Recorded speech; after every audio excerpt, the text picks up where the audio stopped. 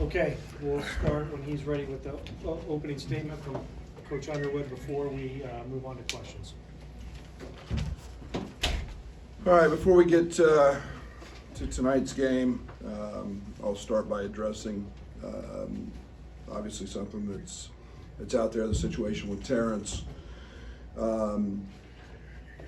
Obviously very, very serious allegations, very troubling situation.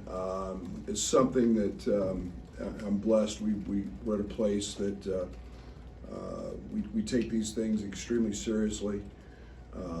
It's something that we never tolerate. It's also something that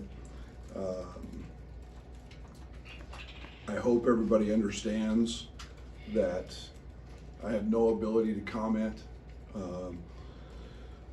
on legal situations and anything that's a pending legal matter, and that's out of respect for all parties involved and the sensitivity of the situation. Josh gives us incredible leadership in this department, and I know he met with you earlier. He shared the timeline of the events. We were hand in hand, step by step through this process, and for his leadership, for his ability to connect and make sure we were in step together. I have tremendous thanks and appreciation for that. I know that he's put everything together. I'll defer any of those questions right back to what he said today, and we've met through this process, and I'm fortunate DIA has a policy in place that I think for lack of a better term, removes us from any situation in a matter of this importance. And to be at a place that has this kind of integrity, to have a place that thinks of everybody involved, and to have a policy that's in place is pretty special. Our administration goes very deep in this athletic department with Josh, with Dr. Brian Russell. I'd be very remiss if I didn't compliment Derek Burson on his sensitivity and his help. But very fortunate with Chancellor Jones to have a university that is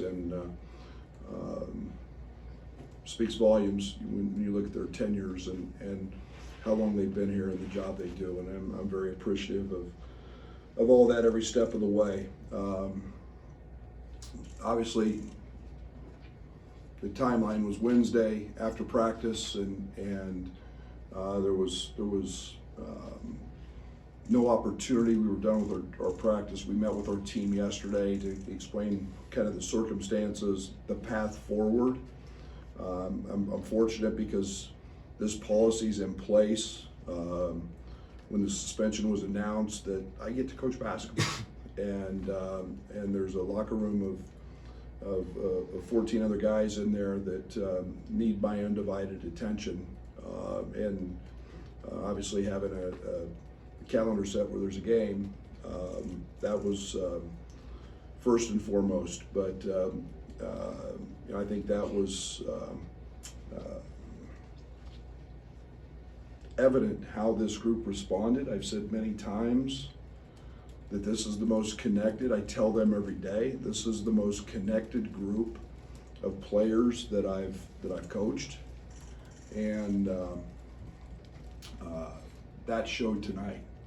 That's a good FDU team that we played, and they're a little unorthodox in the way they play, and they're running jumps and so on and so forth, and so I thought it was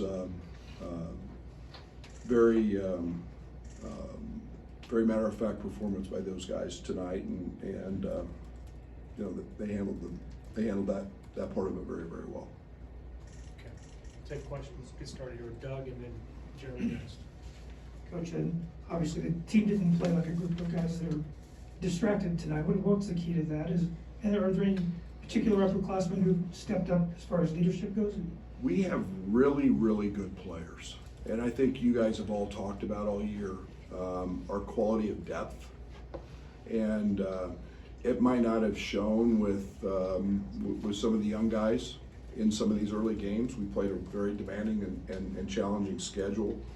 I think that it's a blessing that I have to have an old team and a team that is, again, very very dedicated and committed to each other and the process. So yeah, everybody was I don't want to single one person out. Coleman has been here 4 years but it's a serious situation, and all those guys stepped up and responded. Brad, can you take us in what the last couple of days have been like, both emotionally and then trying to prepare a basketball team? What's that been like for your staff and your players? Well, I think the one thing is, the procedural part.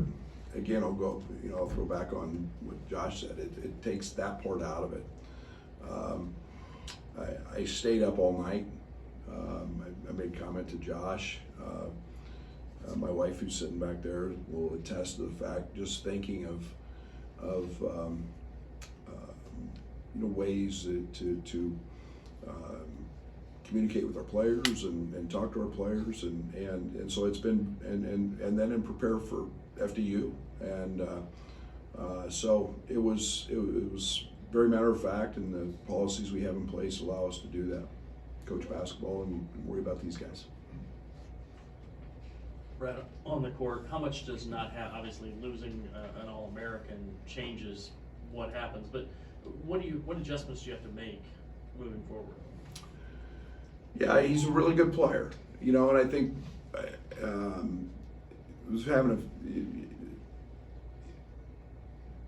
we have really good players, and I think it may look somewhat different at times, as with, we lost Kofi and we lost Io, and you figure out how to score points. We scored 104 tonight, and you have to move those pieces and shift them a little bit. No doubt he was at the top of every opponent's scouting report. We'll see what that shifts. I don't know. I don't have a great answer for that yet, but we'll figure it out because we got really good players and talented guys. Can you summarize what your message was yesterday when you met with the team for the first time? No. I'm going to keep all of that stuff internal and between us and the team. Right, so how much is Ty's aggressiveness, Justin's aggressiveness important in the absence of Terrence? It's important anyway. We've started to see Ty Rogers really blossom.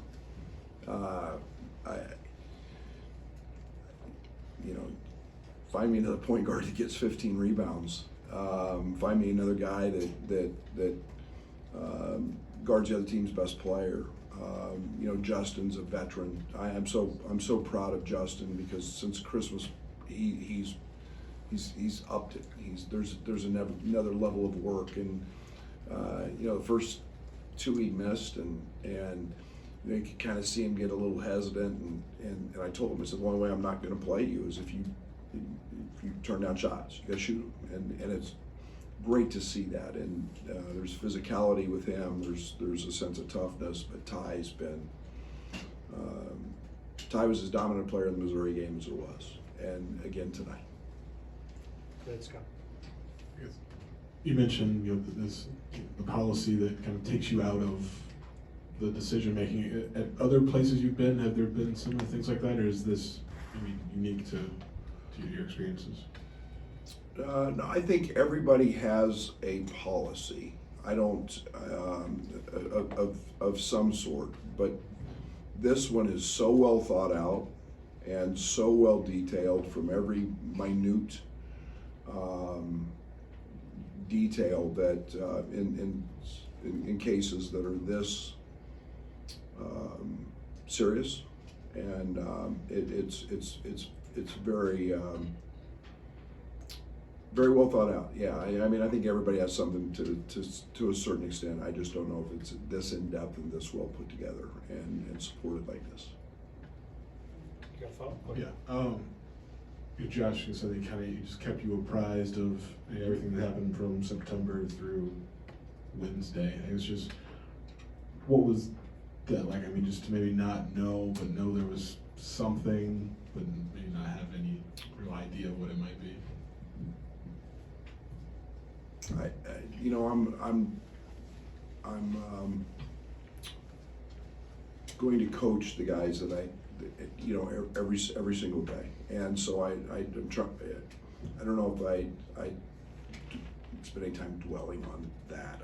I thought it was about getting this group of guys to be the best they could be, and you know, like I said, Wednesday was a different day because we found out there was a serious allegation. Right. As you go through this process, how do you, Terrence is not with team activities, but how do you support him through his process? Even, you know. I'll keep that between he and I. Chairman. How do you and your staff go about now pivoting without him here? Like, what's that process look like? It's what we get paid to do. You know, it's guys get sick, guys get injured.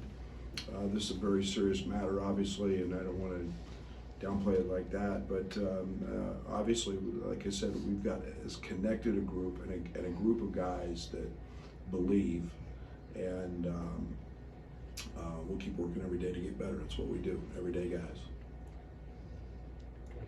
I guess there's kind of a ripple effect with the roster.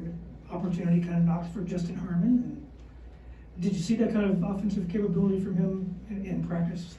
I saw it when we recruited him. I think he had 30 in an NIT game, or 32. I think that it's not easy being a transfer. It takes a little bit of time, and you know, here's a young man has started for basically 4 years through college at his stops, and now we're asking him to be a little bit different and come off the bench, and those minutes look a little bit different. He's a terrific player, and we know he's a really good shooter. He's a really good downhill driver, and he's becoming much more consistent on the defensive side. So I'm really excited about his upside. With Dane, just matchups haven't supported consistent minutes for him recently. So how did you see him kind of stay engaged or kind of ready to have this kind of impact? Dane works. Dane works. Dane is a team guy. Dane is all about us. You keep communicating. You keep, you know, telling him it's the right time. When Coleman was out, we saw him step in and flourish. And again, it's sure not a knock on his abilities or his. It's been more of a matchup and the opportunity. In my opinion, I think we have the best shooting 5-man in college basketball in Coleman Hawkins, and those matchups based on the way they cover. You know, the college game is influencing a little bit to the NBA type game, and you know, Coleman's proven what we've been saying for years, that he can really shoot it, and now we've got him shooting it. So, but I'm really proud of Dane tonight. He was very impactful. Thank you. Thank you.